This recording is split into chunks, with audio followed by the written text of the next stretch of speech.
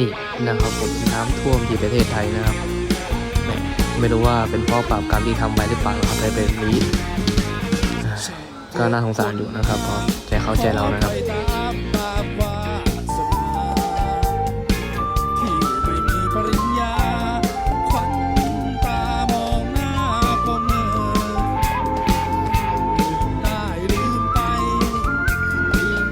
ประเทศไทยตึกเล็กเราจนกรองบัตรนอซอลจนเลยรีไอเราอาการนี้ก็จิตเล็กที่ได้ลงโอนตามตาบานประมาณเมื่อตึกนี้มันกรองตามตัวประมวลมาเตเจียตนเพียรเจสได้ในดำบอลแคทฮาดใหญ่นอกน้องประเทศไทยในปีมาไปปีวิจารณ์นี้